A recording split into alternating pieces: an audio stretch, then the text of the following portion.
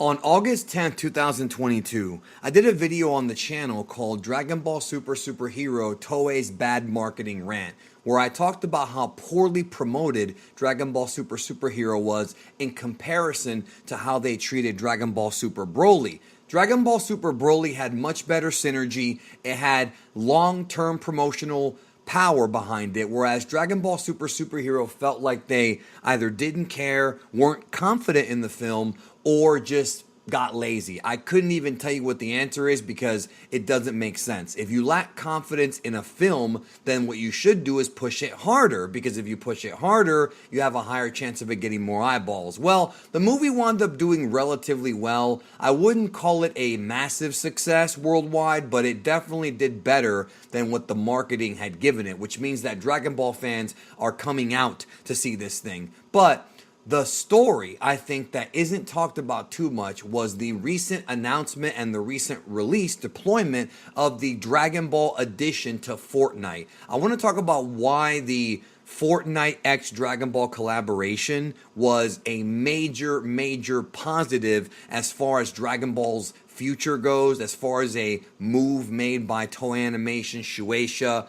and Bandai, and why I think that this Fortnite collaboration really helped get more eyeballs on Dragon Ball and thus get some kids into the movie theater to watch Dragon Ball Super Superhero.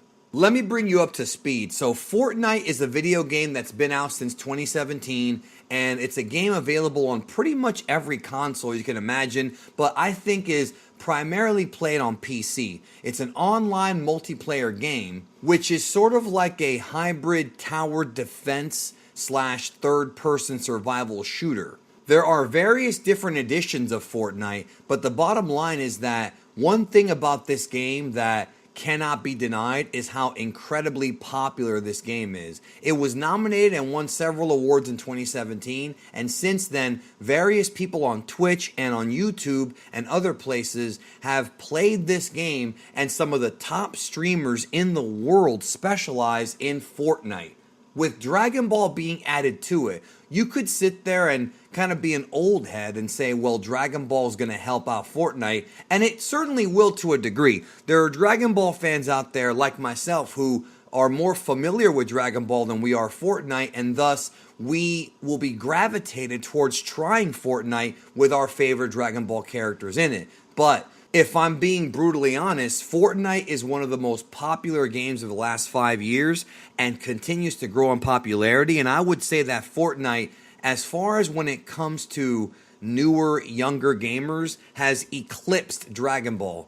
I know that it's difficult to actually have numbers to see what Dragon Ball fans play Fortnite and vice versa, but the popularity of Fortnite is just totally mainstream, and I feel like, especially in the build-up to Dragon Ball Super Superhero, Fortnite was the bigger platform, and thus Dragon Ball had a lot to gain from collaborating with Fortnite, and this definitely happened. Many people I spoke to in the past few weeks have talked about how their movie theaters with Dragon Ball Super Superhero on the big screen featured a lot of young kids, many of which have never seen Dragon Ball before and became familiarized with the series because of Fortnite. This deal that was made between Fortnite and Dragon Ball is literally one of the most intelligent, well done moves that the Japanese ever made. This is like a massive deal. As much as I can sit here and criticize their poor promotion of Dragon Ball Super Superhero, whoever made this decision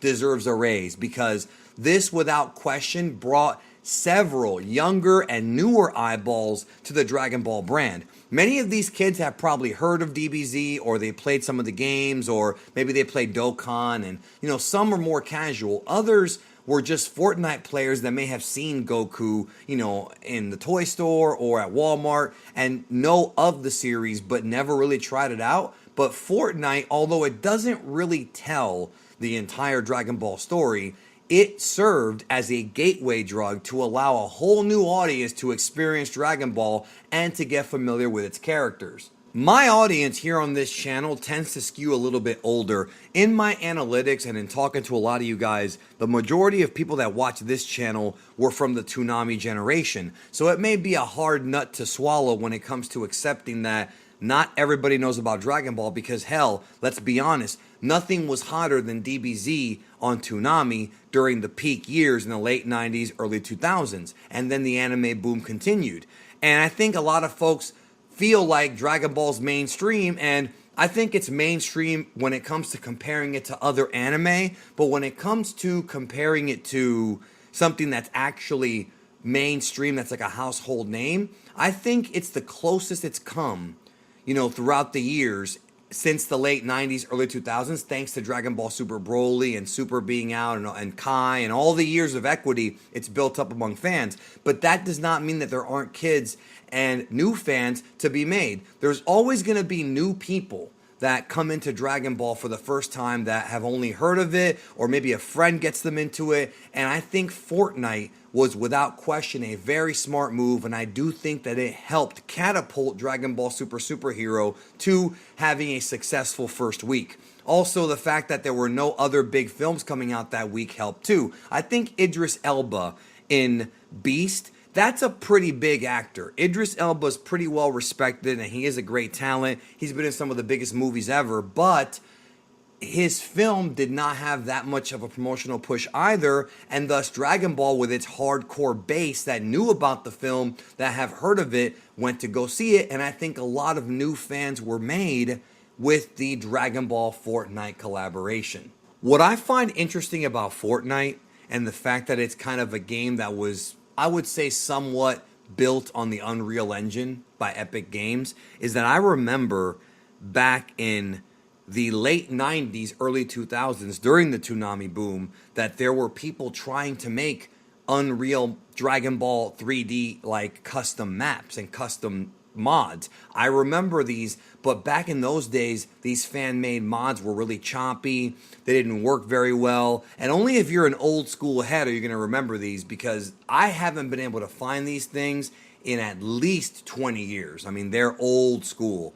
And I find it interesting that now in 2022, Fortnite has actually taken this, Unreal tournament, which again, that's Epic Games' I would guess that Epic Games, that their biggest first big boom was the Unreal Tournament era. Like, that's like the first big franchise they came out with, followed by Gears of War and, then later on Fortnite. But I feel like I find it interesting that now we have basically what they were trying to make, what the fans were trying to make back in the late 90s, early 2000s, they officially made it, and it wound up being a massive success. And when anything can come around and put new eyeballs on Dragon Ball, I am okay with it. So with that being said, I will bring this video to a close, and remember, the Dragon Ball fandom, the Dragon Ball community, the Dragon Ball franchise is big, but it can still be bigger. We'll see where it goes in the coming years. Thanks for watching. Take care.